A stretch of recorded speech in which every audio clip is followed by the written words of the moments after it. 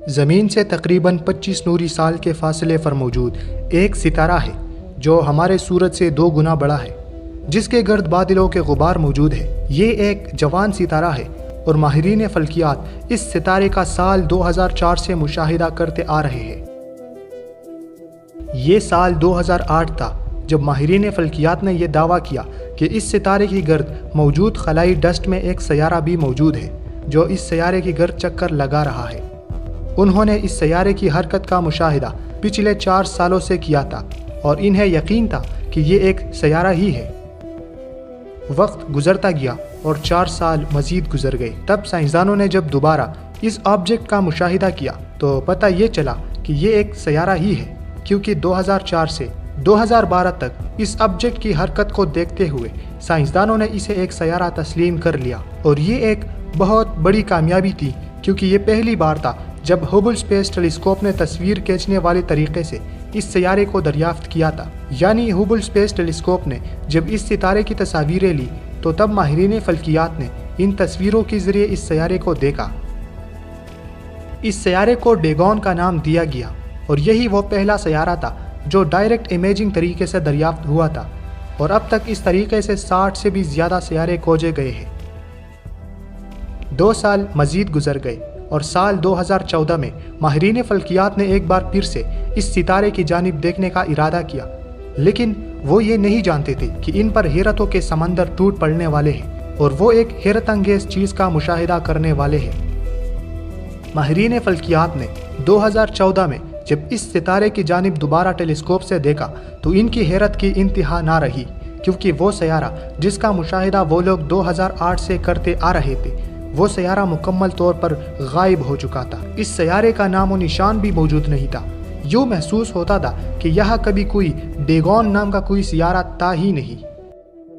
اس واقعے نے بہت سارے سوالات کھڑے کر دیے، کیونکہ کوئی نہیں جانتا تھا کہ وہ سیارہ آخر کہاں غائب ہو گیا، اور ایسا کیسے ممکن ہے کہ ایک سیارہ ایک ستارے کی گرد چکر کاٹ رہا ہو اور پھر اچانک کچھ عرصہ بعد وہ غائب ہو جائے۔ یہ بہت ہی عجیب واقعہ تھا جو سائنسدانوں نے دیکھا، لیکن ماہرین فلکیات بھی خاموش بیٹھنے والے نہیں تھے۔ وہ جاننا چاہتے تھے کہ ایسا کیا ہوا اور کیوں ہوا۔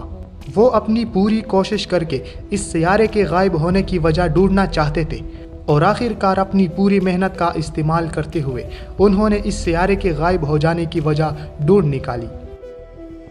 ماہرین فلکیات نے اس سیارے کے مکمل ڈیٹا کا جائزہ لیا اور 2004 سے لے کر 2014 تک اس سیارے کے مکمل ڈیٹا کا جائزہ لیتے ہوئے انہیں یہ معلوم ہوا کہ 2004 سے لے کر 2008 تک نہ صرف اس سیارے کی سائز میں اضافہ ہوا تھا، بلکہ یہ سیارہ انتہائی تیزی کے ساتھ اپنے نظام شمسی سے باہر بھی جا رہا تھا اور دھیرے دھیرے دھیما بھی ہوتا جا رہا تھا۔ پھر جب سائنسدانوں نے 2012 کا ڈیٹا دیکھا تو وہ حیران رہ گئی، کیونکہ سیارہ اپنے موجودہ سائز سے کئی گنا زیادہ بڑا ہو چکا تھا اور وہ اپنے نظام شمسی سے بھی باہر بہت تیزی کے ساتھ جا رہا تھا اور مدھم سا نظر آ رہا تھا۔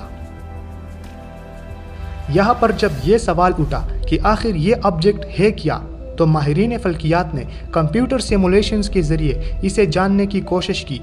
تب کمپیوٹر سیمولیشنز نے ماہرین فلکیات کو ایک انتہائی حیران کن جواب دیا، اور وہ یہ کہ جس آبجیکٹ کو انسان 2004 سے 2014 تک ایک سیارہ سمجھ رہے تھے، وہ اصل میں سیارہ ہے ہی نہیں، بلکہ وہ 2 شہابیے تھے جو آپس میں ٹکرا گئے تھے، اور اس ٹکر کی وجہ سے 2004 میں ان کا ملبہ ان کے گرد بہت روشن دکھائی دے رہا تھا، اور وقت کے ساتھ ساتھ جب وہ ملبہ پھیلنے لگا تب ماہرین کو لگا کہ اس سیارے کے سائز میں اضافہ ہو رہا ہے، حالانکہ وہ ان 2 شہابیوں کا ملبہ تھا جو ان کے آپس کی ٹکر کے بعد خلا میں پھیل رہا تھا۔